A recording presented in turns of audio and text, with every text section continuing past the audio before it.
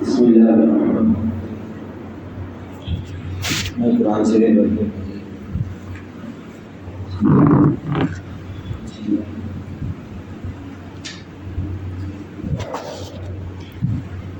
الحمد للہ رب العالمین والصلاة والسلام علی سید الانبیاء والمرسلین محمد وعلی آلہ وصحبہ اجمعین ومن تبعهم بإحسان إلى يوم الدين.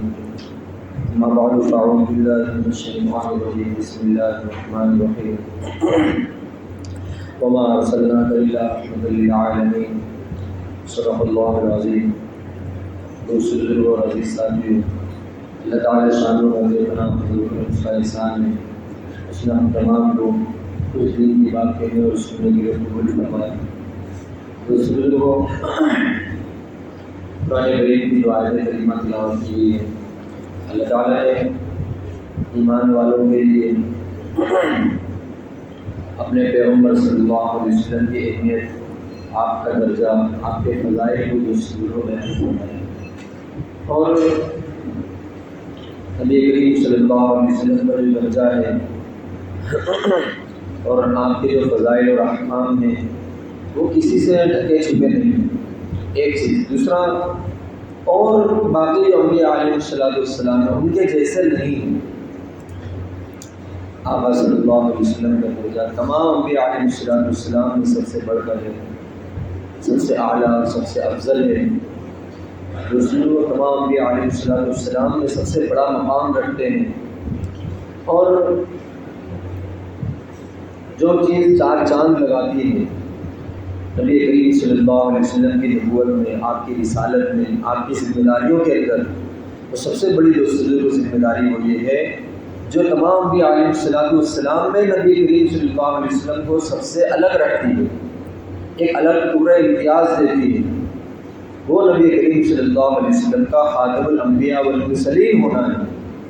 آقا صلی اللہ علیہ وسلم کے بعد اب کوئی نیا نبی، کوئی نیا رسول اب نہیں آئے گا. نبی کریم صلی اللہ علیہ وسلم کے اوپر قیامت تک آنے والے آخری انسان کی ذمہ داری رسول ہو گئی. یعنی آخری انسان، قیامت تک آنے والا آخری انسان جو ہوگا، اسے بھی اگر کامیابی کو پانا ہے، اللہ رب العزت والجلال کے ہاں اپنے آپ کو کامیاب کرانا ہے، تو نبی کریم صلی اللہ علیہ وسلم کے لائے ہوئے مبارک دین کو اپنی زندگی میں اپنانا پڑے گا. ایک چیز. دوسرا یہ ہے کہ آقا صلی اللہ علیہ وسلم کی جو اور کامیابیاں ہیں، آپ کا جو درجہ ہے، وہ پہلے ایسا ہوتا تھا کہ انبیاء علیہ السلام جو آتے تھے وہ پورے عالم کے لیے ایسا نہیں، بلکہ کسی شہر کے لیے ہیں، کسی گاؤں کے لیے ہیں، کسی قصبے کے لیے ہیں، کسی جگہ جگہ لوگوں کے الگ الگ احکامات ہوا کرتے تھے. تو انہی جگہوں کے لیے انبیاء علیہ السلام بھیجے جایا کرتے تھے. جیسے اس کی مثال بھی ہے کہ موسیٰ علیہ السلام ہے، پھر ہارون علیہ السلام ہے، دونوں بھائی ہیں، دونوں نبی ہیں، اور وہ مصر میں نبی ہیں. مصر ایک جگہ ہے، اب تو کسی سے ڈھکی چھپی نہیں ہے، لیکن اس جگہ پر اللہ تعالیٰ نے دو انبیاء علیہ السلام کو بھیجا اور دونوں بھائی ہیں. اور ایک جگہ اور ہے اسی کے قریب میں ایک جگہ ہے جس کا نام مدین ہے، وہاں پر اللہ تعالیٰ نے حضرت شعیب علیہ السلام کو بھیجا. تو اس طرح سے الگ الگ جگہوں پر الگ الگ کسی شہر میں، کسی گاؤں میں، کسی صوبے میں، اس طرح سے الگ الگ جگہوں پر انبیاء علیہ السلام کو بھیجا جاتا تھا. لیکن کیا ہوا، حضور صلی اللہ علیہ وسلم کے آنے کے بعد یہ ہوا، آقا صلی اللہ علیہ وسلم کی ذمہ داری تمام عالم کی رہے گی.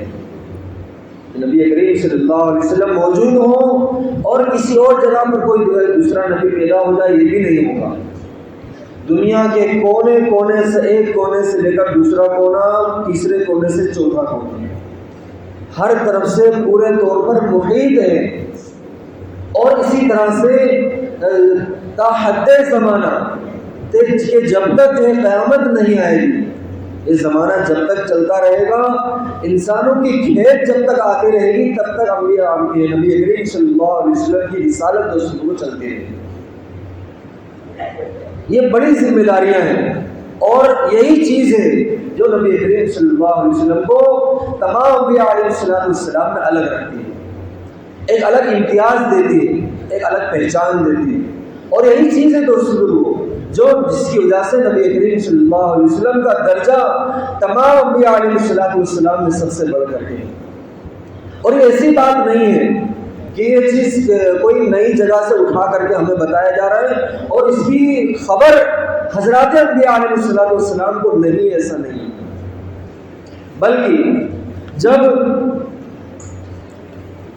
معراج کا سفر ہوا تھا تو سب سے پہلے جو ہے نبی کریم صلی اللہ علیہ وسلم کسی کے کہنے کہ کسی نے یوں کہا ہے کہ شیب ابی طالب میں لیٹے ہوئے تھے، کسی نے کہا کہ ام کلثوم کے یہاں لیٹے ہوئے تھے، کسی نے کہا حرم شریف میں جو آرام فرما تھے. خیر کہیں بھی آرام فرما ہو، اگر شیب ابی طالب میں وہاں سے آ کر کے نبی کریم صلی اللہ علیہ وسلم جو ام کلثوم کے یہاں آ گئے، ام کلثوم کے یہاں سے خانہ کعبہ میں آ گئے، یہاں سے جبریل علیہ السلام کے ساتھ سفر ہوا ہے. سب سے پہلے بیت المقدس فلسطین جس کا نام ہے مسلمانوں کا پہلا قبلہ، وہاں پر جو ہے نبی کریم صلی اللہ علیہ وسلم پہنچے ہیں. تو یوں لکھا ہے کہ تمام انبیاء علیہ السلام صف لگا کر کے کھڑے ہوئے ہیں لیکن امامت کرنے والا کوئی نہیں. جبریل امین نے نبی کریم صلی اللہ علیہ وسلم کا ہاتھ پکڑ کر کے آگے چل دیا. آقا صلی اللہ علیہ وسلم نے 2 رکعت نماز پڑھائی. یہاں پر جو ہے اس اعتبار سے حضور صلی اللہ علیہ وسلم امام الانبیاء والمرسلین کہلائے کہ آپ نے تمام انبیاء علیہ السلام کی امامت فرمائی ہے. تو امام الانبیاء والمرسلین نبی کریم صلی اللہ علیہ وسلم کہلائے. اب نماز مکمل ہو گئی. نماز مکمل ہونے کے بعد لکھا ہے کہ جب ایک ہی کیٹیگری کے لوگ، ایک ہی درجے کے لوگ جن پر ایک ہی طرح کی ذمہ داریاں ہوتی ہیں، جب وہ لوگ ایک جگہ پر جمع ہوتے ہیں تو اپنی خصوصیات گناتے ہیں. بہت سارے طبیب، معالج، ڈاکٹر لوگ ایک جگہ جمع ہوں تو اپنی خصوصیات گناتے ہیں کہ مجھے اس طرح کے آپریشن میں زیادہ کمال حاصل ہے. فلاں ڈاکٹر کہتا ہے مجھے آنکھ کی چیزوں میں زیادہ کمال حاصل ہے، اور تیسرا یہ کہے گا مجھے فلاں چیز کے علاج کے اندر زیادہ کمال حاصل ہے، میں اس کو اچھی طرح سے ہینڈل کر سکتا ہوں. کوئی اپنے اپنے کمالات ہیں جو اللہ تعالیٰ نے لوگوں کو دیے ہیں، اپنی پڑھائی کے اعتبار سے اور اسی طرح سے اپنے ذہن کے اعتبار سے اور اپنے تجربوں کے اعتبار سے. یہ ساری چیزیں رب ذوالجلال کی عنایت کردہ ہیں. اسی طرح سے جب انبیاء علیہ السلام جب ایک جگہ پر جمع ہوں گے، ان کی آپس کے درمیان ان کی باتیں کیا ہوں گی؟ ابراہیم علیہ السلام درجے میں جو ہے بڑا مقام رکھتے ہیں، کھڑے ہوئے، اور ابراہیم علیہ السلام نے اپنی خصوصیات کو گنوایا کہ تمام تعریفیں رب ذوالجلال کے لیے ہیں جس نے نمرود کا خاتمہ میرے ہاتھ سے کروایا، آگ کو میرے لیے گلزار بنایا. کتنی دہکتی ہوئی آگ کے اندر ابراہیم علیہ السلام کو ڈالا گیا، لیکن رب ذوالجلال کا کرم ہوا، اس کا فضل ہوا کہ اس نے اس آگ کو جو ہے گلزار بنا دیا. ابراہیم علیہ السلام سے بعد میں پوچھا گیا آپ کے دنیا میں سب سے بہترین دن کون سے تھے؟ کہ وہ دن تھے جن دنوں کے اندر مجھے آگ میں ڈالا گیا تھا، کہ لوگوں کے لیے وہ دہکتی ہوئی آگ ہے کہ پرندہ بھی اگر اوپر سے چلا جائے تو وہ جو ہے بھن کر کے خاک ہو کر کے اس آگ کے اندر گر جائے، لیکن رب ذوالجلال نے اس آگ کو میرے لیے باغیچہ بنا دیا تھا. اتنا آرام اس آگ کے اندر تھا، اللہ رب العزت والجلال روز مجھ سے میرا حال پوچھتے تھے. اتنا آرام مجھے اس جگہ پر ملا ہے. کس کی عنایت کردہ چیزیں؟ اللہ رب العزت والجلال کی عنایت کردہ چیز ہے، ورنہ دنیا کی کوئی طاقت نہیں ہے جو اس آگ کو، اس گرمی کو ٹھنڈک میں بدل دے. اسی طرح سے موسیٰ علیہ السلام کا جو ہے کی باری آئی، موسیٰ علیہ السلام بھی کھڑے ہوئے اور فرمایا تمام تعریفیں رب ذوالجلال کے لیے ہیں جس نے تورات کو میرے اوپر نازل فرمایا اور سمندر کو میرے لیے سمندر میں میرے لیے راستے کو بنا دیا، اور اسی طرح سے فرعون کا خاتمہ میرے ہاتھ سے فرمایا. اپنی خصوصیات گنوا رہے ہیں. عیسیٰ علیہ السلام کی باری آئی، عیسیٰ علیہ السلام بھی کھڑے ہوئے کہ تمام تعریفیں رب ذوالجلال کے لیے ہیں کہ جس نے انجیل کو میرے اوپر نازل فرمایا اور کون اور برس کے مریضوں کو میرے ہاتھ میں ٹھیک کرنے کا معجزہ عطا فرمایا، مردوں کو زندہ کرنے کا معجزہ مجھے عطا فرمایا۔ اسی طرح سے داؤد علیہ السلام کی باری آئی، تمام انبیاء علیہ السلام دھیرے دھیرے دھیرے دھیرے دوسرے پورے ہو گئے۔ آخر میں جناب محمد رسول اللہ صلی اللہ علیہ وسلم کی باری آئی۔ نبی کریم صلی اللہ علیہ وسلم کھڑے ہوئے اور فرمایا تمام تعریف اس رب ذوالجلال کے لیے ہے جس نے مجھے نبی آخر الزماں بنا کر کے بھیجا ہے، تمام عالم کا نبی بنا کر کے بھیجا ہے، اور مجھے ایسی امت عطا فرمائی جو امر بالمعروف اور نہی عن المنکر کرتی ہے، جو لوگوں کو بھلائی کی طرف بلاتی ہے اور لوگوں کو برائی سے روکتی ہے۔ ایسی امت کی جانب مجھے نبی بنا کر کے بھیجا گیا ہے۔ نبی کریم صلی اللہ علیہ وسلم کے ان الفاظ کو ادا کرنا تھا۔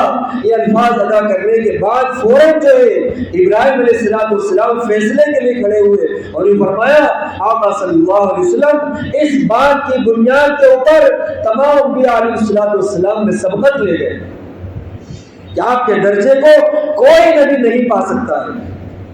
کہ آپ نے دیکھا کہ جتنے انبیاء علیہ السلام کھڑے ہوئے کیا کہہ رہے ہیں؟ کسی نے جو ہے کوڑ اور برس کے مریضوں کو ٹھیک کرنے کا معجزہ ملا ہے، مردوں کو زندہ کرنے کا معجزہ ملا ہے، سمندر میں راستہ صحیح کرنے کا اور راستے بنانے کا معجزہ ملا ہے، اور اپنے عصا سے سانپ بنانے کا معجزہ ملا ہے۔ اور اسی طرح سے ایک نبی ایسے داؤد علیہ السلام جو لوہے کو موم کر دینے کا معجزہ ملا ہے۔ لیکن دوست بزرگوں یاد رکھیں انبیاء علیہ السلام کا کام یہ کام نہیں ہے۔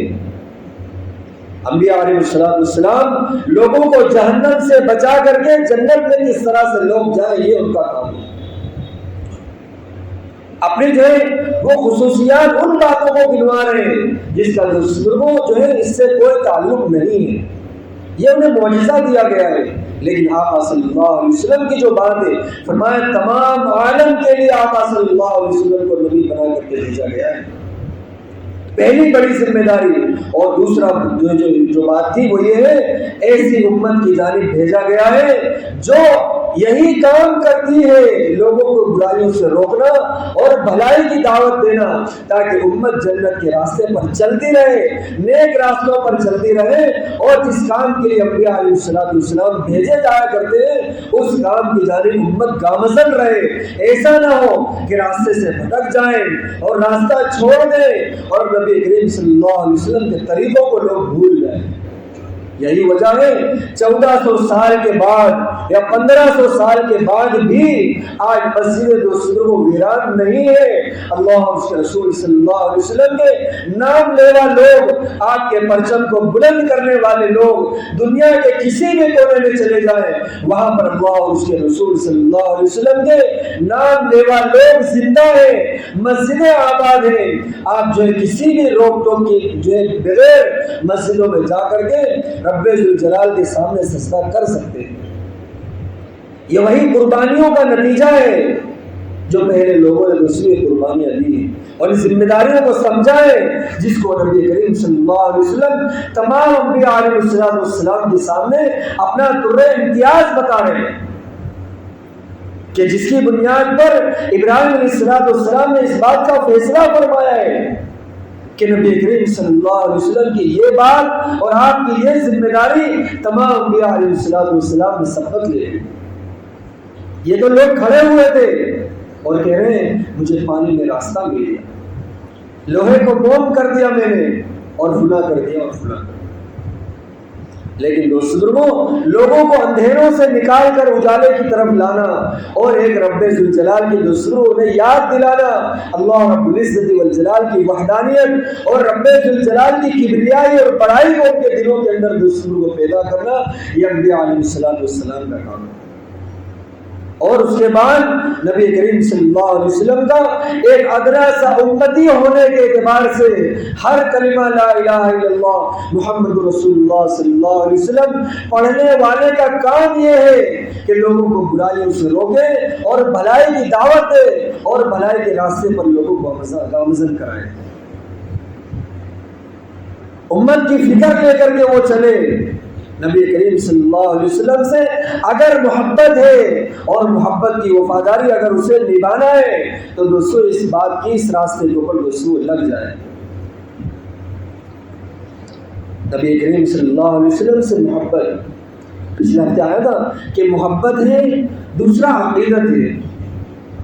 3 علامتیں ہیں کہ اس میں کہا گیا تھا اگر اسے محبت ہے، اپنی زبان سے ان باتوں کا وہ تکرار کرتا ہے، اس باتوں کو بتاتا ہے اور سڑکوں پر نکل کر کے جو ہے اس بات کے وعدے وہ کرتا ہے، اپنی بات کو دوستوں دعوے کرتا ہے، محبت کے وہ دعوے کرتا ہے، تو ان چیزیں جو ہے دوستوں اپنی علامتوں سے پہچانی جاتی ہیں. وہ علامت کیا ہے جس کی وجہ سے ہم یہ جانیں کہ اللہ اور اس کے رسول صلی اللہ علیہ وسلم کا شخص ماننے والا ہے. بہت ساری قومیں ایسی ہیں کہ جن کو ان کے کہنے سے، ان کے دعووں سے آپ یہ نہیں کہیں گے، بلکہ ان کو دیکھنے سے آپ یہ کہیں گے کہ فلاں قوم کا لڑکا ہے، یہ شخص فلاں قوم سے تعلق رکھتا ہے، فلاں مذہب سے تعلق رکھتا ہے. ہم انہیں دیکھ کر کے کہہ دیں گے، اس سے پوچھنے کی، اس کا نام پوچھنے کی، اس کی علامتیں پوچھنے کی ضرورت نہیں.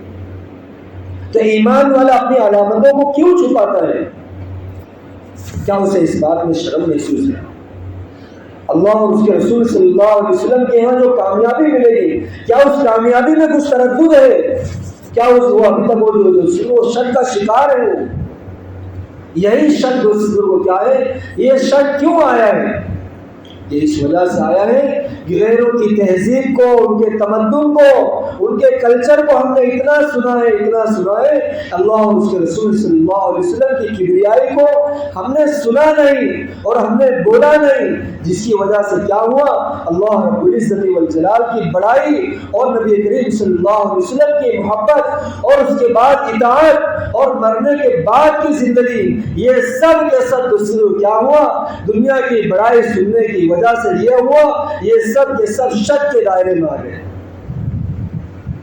جب کسی چیز کو اس کو بولنا بند کر دیا جائے، اس کو سننا بند کر دیا جائے، موقع موقع سے ہم سنتے ہیں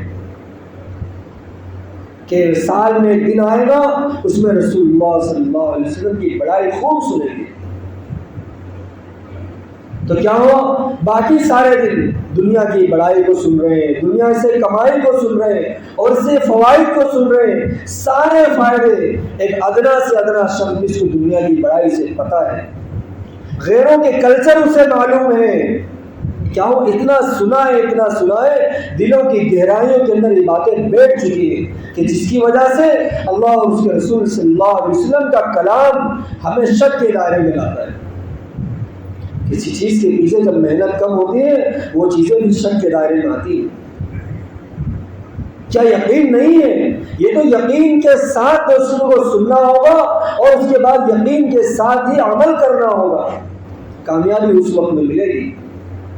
نبی کریم صلی اللہ علیہ وسلم نے اپنی بیٹی حضرت فاطمہ رضی اللہ عنہا کو یہ فرما دیا کہ اس گھمنڈ میں مت رہنا اور اس بات کی جو ہے گمان کے اندر مت رہنا کہ نبی کی بیٹی ہے، لاڈلی بیٹی ہے اور اس وجہ سے چھوٹ جائے گی اور دوسروں کیا ہوگا، کوئی پکڑ نہیں ہوگی، ایسا نہیں ہوگا.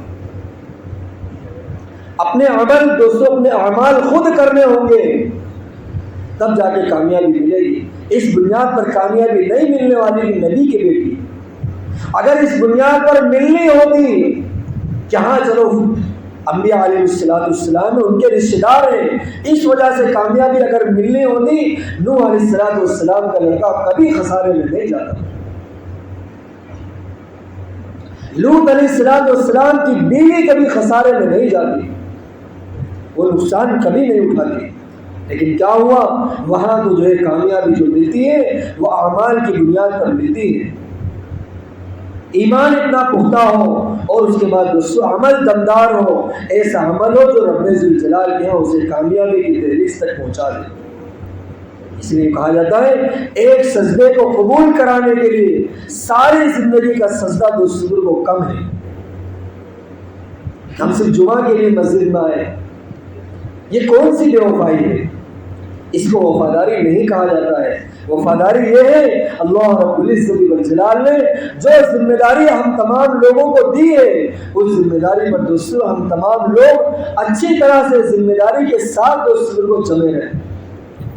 دنیا کے کام کو کیا اسی طرح سے ہم سمجھتے ہیں کہ پورے ہفتے میں ایک مرتبہ چلے جاؤ گھر کا دیا جلتا رہے گا؟ ایسا نہیں ہوتا، بلکہ سارا دن ساری رات، دن میں کرنا پڑے تو رات میں کرنا پڑے تو جب جس وقت میں کام آ جائے وہ سارے آرام کو چھوڑ کر کے اپنے کام کے پیچھے بھاگتا ہے۔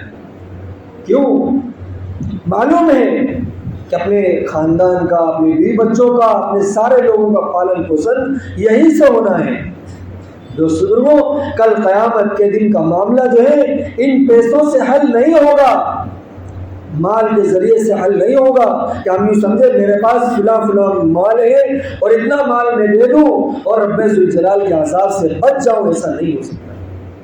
وہاں تو دوستو اعمال تولے جائیں گے، اور اعمال جس کے جھک گئے، اعمال نیکی کا پلڑا دوستو جس کا جھک گیا اور نیکی کا پلڑا جس کا بھاری ہو گیا، وہ ہمیشہ کے لیے کامیاب ہو گیا۔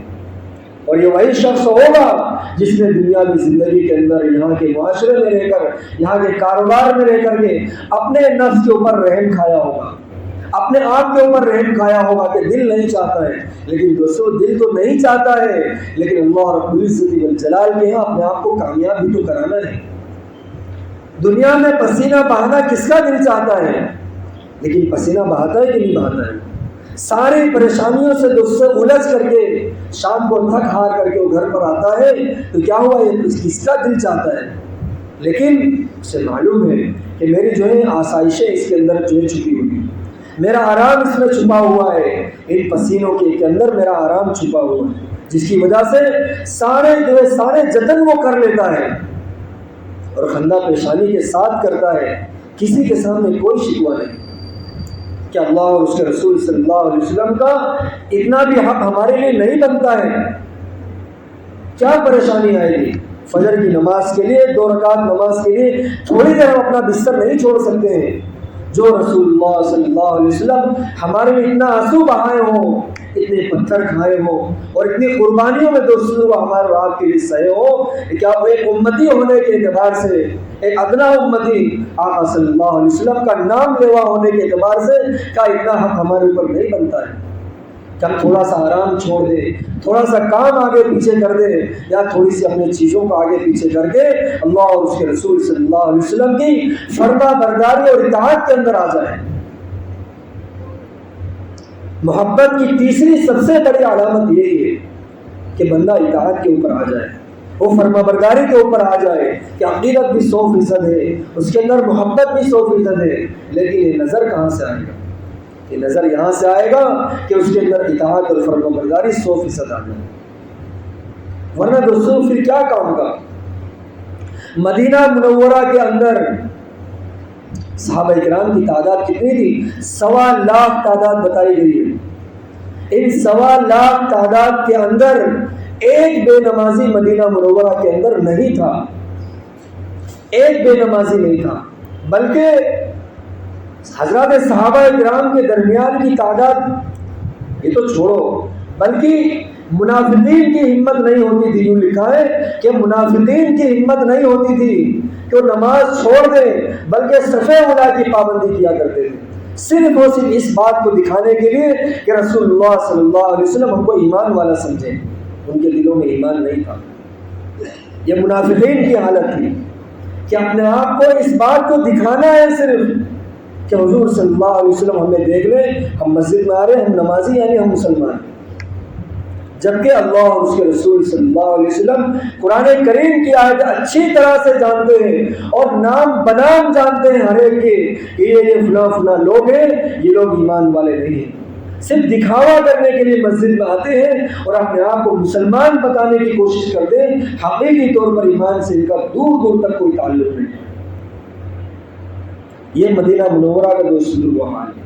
تو حضرات صحابہ کرام اس لیے کا ایک بے نمازی نہیں تھا، کیا ان کے ساتھ ان کے گھریلو کام نہیں تھے، یا ان کے کھیتی باڑی کے کام نہیں تھے، یا ان کے جو اسی طرح سے کاروبار کے کام نہیں تھے؟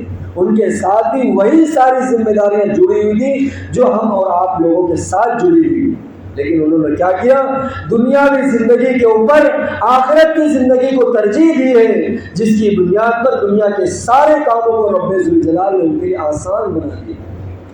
ہم لوگوں نے آخرت کی زندگی کے اوپر دنیاوی زندگی کو ترجیح دی ہے، جس کی بنیاد پر آج عالم یہ ہوا ہے کہ جو اللہ اور اس کے رسول صلی اللہ علیہ وسلم کی اطاعت ہمارے لیے بوجھ بنی ہوئی ہے کہ کیسے ہوگا یہ اور کس طرح سے ہوگا، یہ ناممکن ہے۔ ایک ایمان والا ان باتوں کے الفاظ کو ادا کر دے، یہ دوستوں سمجھ سے پرے بات ہے کہ اللہ اور اس کے رسول صلی اللہ علیہ وسلم کا ماننے والا، آقا صلی اللہ علیہ وسلم پر یقین رکھنے والا، آخر اس کی زبان سے بات کیسے نکل سکتی؟ دوستوں ضرورت ہے سچے پکے یقین کے ساتھ ان دوستوں اعمال کے اندر دوستوں جڑ جائیں۔ اللہ تعالیٰ سے دعا ہے ہم سب کو بھی سیرت سے عمل کی توفیق عطا فرمائے۔